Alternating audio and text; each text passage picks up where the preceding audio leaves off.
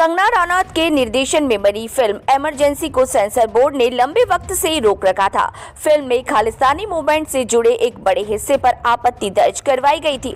वो सीन काटे गए, जिसके बाद फिल्म 17 जनवरी को रिलीज हो चुकी है। फिल्म कैसी है और उसके मजबूत और कमजोर पहलू क्या हैं, अब उन बातों पर चर्चा हो पड़ी है। नमस्कार, आप देख रहे हैं इंडियन टीवी न्यूज। मैं हूं वर्षा सिंह और बढ़ते हैं आगे। फिल्म का पहला शॉट फ्रेम पर लिखा आता है साल 2029, आनंद भवन, नेहरू परिवार का घर।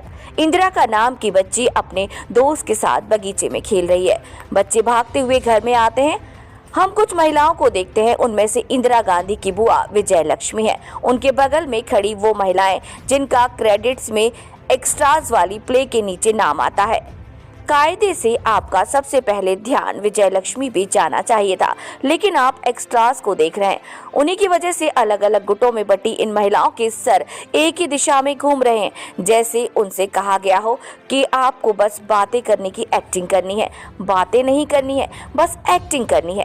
खैर, 2 सीन बाद इंदिरा अपनी दादाजी के पास जाती हैं। वो इन्हें इंद्रप्रस्थ की कहानी सुनाते हैं। छोटी इंदिरा के दिमाग में बचपन से इस बात का बीज पड़ जाता है कि दिल्ली जिसकी हुई, देश उसका हुआ। स्क्रीन प्ले के स्ट्रक्चर के लिहाज से इस पॉइंट को काफी अहमियत मिली, यानी वो पॉइंट जहां आपके यात्रा शुरू होती है और जीवन में बदलाव आता है। दिल्ली आपका, यानी देश आपका। मगर आगे का सफर सुगम नहीं होने वाला। इमरजेंसी की राइटिंग आगे वही गलती करती है जो सेम बहादुर ने की थी। जी हाँ, सेम बहादुर फिल्म तो आपको याद होगी। फिल्म बेसिक स्क्रीन राइटिंग के स्ट्रक्चर का पालन करने की जगह बस एक किस्से से दूसरे किस्से पर कूदती है। किसी लार्जर देन लाइफ शख्सियत के जीवन में बहुत कुछ घटा, उनकी पूरी कहानी दिखाने के लिए फिल्म छोटा मीडियम पड़ सकती है। ऐसे में आप सीन को एंगेजिंग बनाने की जगह बस उसे रख देते हैं, और ऐसा ही कुछ इस फिल्म में भी दिखाई दे रहा है। उस सीन से पहले क्या घटा, इसके बाद क्या हो रहा है, इसका कोई सरोकार इस फिल्म में दिखाई नहीं दे रहा। वो इतिहास के पन्नों से निकले पात्र बनकर रह जाते हैं। वो ऐसे इंसान क्यों हैं, उनके आंतरिक मतभेद क्या हैं, और ऐसे इंसान बनने के पीछे कैसी नींव पड़ी, इन सब की जगह नहीं मिल पाई इस फिल्म में।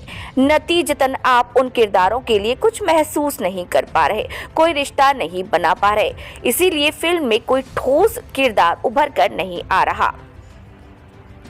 फिल्म से दूसरी शिकायत यह है कि अधिकांश किरदारों को बस सिंगल नोट में समेट कर रख दिया गया है, जैसे आप संजय गांधी को गुस्से में देखते हैं। फिल्म की राइटिंग ये सुनिश्चित करती है कि आप अगले हर सीन में उस आदमी को इसी तरह देखेंगे, उसके किसी दूसरे शेड से आप परिचित नहीं हो पाए, या फिल्म में ऐसा नहीं किया गया है। जब आप सेफ खेलने की कोशिश करते हैं और अपने किरदारों को एक ही रोशनी में दिखाना चाहते हैं, तो ऐसे एक्टर्स के पास भी अपनी रेंज दिखाने का कोई स्कोप नहीं होता। यही वजह है कि इमरजेंसी कंगना रनौत, अनुपम खेर और श्रेयस तलपड़े के सबसे औसत कामों में से एक निकलकर सामने आई।